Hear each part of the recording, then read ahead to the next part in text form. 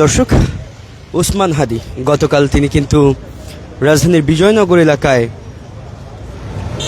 যাত্রাপথে কিন্তু আসলে তিনি গুলিবিদ্ধ হয়েছেন এবং সেই তার গুলিবিদ্ধ বিষয়টি কিন্তু আসলে পুরো রাজনৈতিক অঙ্গনে নাড়া দিয়েছে এবং তফসিল ঘোষণার পরের দিনই এমন ঘটনা আসলে রাজনৈতিক মাঠেও কিন্তু একটি চরমভাবে প্রভাব ফেলেছে। সেই ওসমান হাদি এখন কিন্তু ঢাকা মেডিকেল পরবর্তী ঢাকার এভার কেয়ার হাসপাতালে ভর্তি রয়েছেন। শঙ্কামুক্ত নন ওসমান হাদি, আগামী 72 ঘন্টা অত্যন্ত ঝুঁকিপূর্ণ, এমনটাই কিন্তু জানিয়েছেন তার চিকিৎসাধীন যে চিকিৎসক, তিনি কিন্তু এই বিষয়টি জানিয়েছেন। এবং ইনকিলাব মঞ্চের যে মুখপাত্র ঢাকা 8 আসনের সম্ভাব্য স্বতন্ত্র সংসদ সদস্য প্রার্থী শরীফ ওসমান হাদিকে ঢাকা মেডিকেলে কিন্তু কলেজ হাসপাতাল থেকে একটি বেসরকারি হাসপাতাল অর্থাৎ এভার কেয়ারে ভর্তি করা হয় এবং এরপরেও কিন্তু আসলে ডাক্তাররা তাকে শঙ্কামুক্ত নন বলে জানিয়েছেন। দর্শক, দেখছেন কালের কণ্ঠের অফিসিয়াল ফেসবুক লাইভ, আপনাদের সঙ্গে যুক্ত রয়েছে আমি আব্দুল্লাহ জুবায়ের এবং দেখানোর চেষ্টা করছি এভার কেয়ারের সামনের পরিস্থিতি।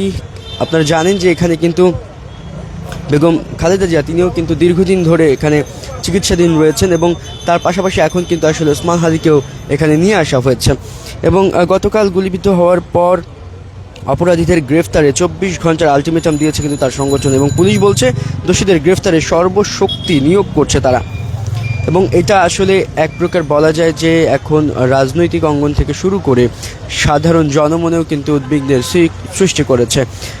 সড়কে চলার পথে একদম সিনেমার যে শুটিং কিংবা সিনেমার যে দৃশ্য, সেই দৃশ্যের মতো করেই কিন্তু তাকে আসলে গুলি করা হয় এবং গুলি করে তাকে কিন্তু একদম মাথার যে ভেতরে কিন্তু গুলি রয়েছে বলেও গতকাল জানিয়েছিল ডক্টররা এবং তখনই কিন্তু বলেছেন যে ক্রিটিক্যাল অবস্থায় রয়েছে এবং এখনও পর্যন্ত সেটি অপরিবর্তিত এবং শঙ্কামুক্ত নন। শুক্রবার রাতে ঢাকা মেডিকেল কলেজ হাসপাতাল থেকে এভার কেয়ার হাসপাতাল কিন্তু হস্তান্তর করা হয়। এরপর সেখানে আইসিইউতে চিকিৎসাধীন আছেন কিন্তু হাদি। শুক্রবার রাত 11টার দিকে এভার কেয়ার হাসপাতালের সামনে ইনকিলাব মঞ্চের পক্ষ থেকে সংবাদ সম্মেলন করা হয়। এই সময় সংগঠনের সদস্য সচিব আবদুল্লাহ আল জাবের বলেন, গুলিবিদ্ধ হাদির অবস্থা কিছুটা উন্নতি হলেও তিনি শঙ্কামুক্ত নন। এই ঘটনায় দোষীদের ধরতে আজ অর্থাৎ শনিবার রাত পর্যন্ত 24 ঘন্টার আলটিমেটাম দেয় ইনকিলাব মঞ্চ। পুলিশ জানিয়েছে এই ঘটনায় অপরাধীদের শনাক্ত ও গ্রেফতারের জন্য কাজ চালিয়ে যাচ্ছে পুলিশ, তবে এখনও পর্যন্ত কাউকে গ্রেফতার করা যায়নি। শনিবার সকালে পুলিশের আইজিপি বাহারুল আলম বিবি তিনি কিন্তু আসলে একটি বেসরকারি গণমাধ্যমকে জানিয়েছেন, হাদি গুলিবিদ্ধ হওয়ার ঘটনায় অপরাধীদের গ্রেফতারে আমরা সংকল্পবদ্ধ। এ নিয়ে র্যাব, পুলিশ, সিআইডি সবাই একসাথে কাজ করছে, আমরা অপরাধীদের ধরে ফেলব, এমনটাও কিন্তু জানিয়েছে।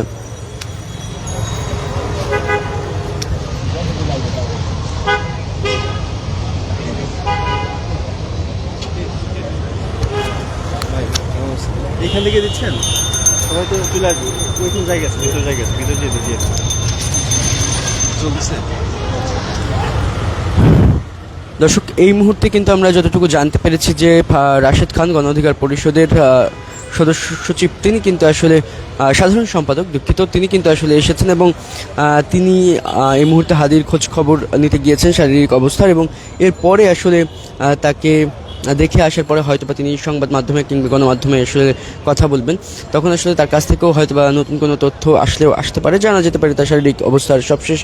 এবং এই মুহূর্তে আমরা যেমনটা আপনাদেরকে জানিয়ে দিতে চাই বা দেখাতে চাই সেটা হচ্ছে এভার কেয়ারের সামনে থেকে আমরা যদি আপনাদেরকে বলি যে আসলে এখনও পর্যন্ত শঙ্কামুক্ত নন হাদি, এমনটা কিন্তু জানানো হয়েছে এবং সেই পরিস্থিতিতে আসলে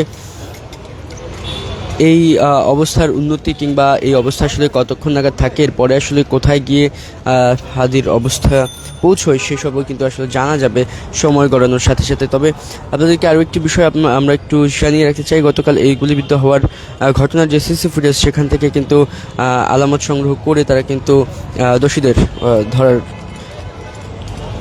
চেষ্টা চালাচ্ছে আইন শৃঙ্খলা বাহিনী এবং সর্বাত্মক চেষ্টা করা হচ্ছে, এমনটাও কিন্তু জানিয়েছে আইন শৃঙ্খলা বাহিনীর পক্ষ থেকে। এবং গতকাল আমরা দেখেছি তার যে গ্রামের বাড়ি, সেখানে কিন্তু তার যারা আত্মীয় স্বজন রয়েছে তারা কিন্তু একদম এমন এক ঘটনায় তারা কিন্তু আহাজারিতে ভেঙে পড়ে। এবং একই সঙ্গে যদি জানিয়ে রাখতে চাই যে হাদি কিছুদিন আগেও কিন্তু গণমাধ্যমে তার এই হুমকির কথাগুলো বলে আসছিলেন, তিনি মৃত্যুর হুমকি পাচ্ছেন এবং হত্যার হুমকি তাকে দেওয়া হচ্ছিল। এবং আমরা দেখেছি এরপর বেশ কিছু ব্যক্তিবর্গ, আলোচিত ব্যক্তিবর্গ তারা কিন্তু তার বিষয়ে কথা বলেছেন। তার মধ্যে আমরা যদি বলি যে গতকাল এবি পার্টি থেকে শুরু করে বিএনপির মির্জা আব্বাস এবং এরপরে আমরা দেখেছি নাহিদ ইসলামকে, তিনিও গিয়েছেন নাগরিক পার্টির পক্ষ থেকে। এবং এভাবে করে কিন্তু রাজনৈতিক দলগুলোর বিভিন্ন পর্যায়ের নেতাকর্মীরাও কিন্তু কথা বলেছেন, ওখানে গিয়ে না পৌঁছতে পারলেও তারা কিন্তু তার বিষয়ে কথা বলেছেন। এবং এক পর্যায়ে আসলে আমরা যেমনটা দেখেছি ইনকিলাব মঞ্চ তার দল, তার সংগঠন, সেখান থেকেও কিন্তু আসলে একটা আলটিমেটাম দেওয়া হয় রাত 12টা পর্যন্ত, আজ শনিবার রাত 12টা পর্যন্ত তার গ্রেফতার করা না হলে সেক্ষেত্রে তারা কিন্তু কঠোর কোনো কর্মসূচি কিংবা তাদের পক্ষ থেকে আবার নতুন কোনো বার্তা তারা দেবেন। দর্শক, এই ছিল আসলে এখন পর্যন্ত এবার কেয়ার সামনে থেকে ওসমান হাদির যে শারীরিক পরিস্থিতির সবশেষ অবস্থা সেটি নিয়ে আপনাদেরকে জানানোর চেষ্টা করছিলাম দৈনিক কালের কণ্ঠের অফিসিয়াল ফেসবুক লাইভ থেকে। আমি আব্দুল্লাহ জুবাইর। এতক্ষণ সঙ্গে থাকার জন্য ধন্যবাদ।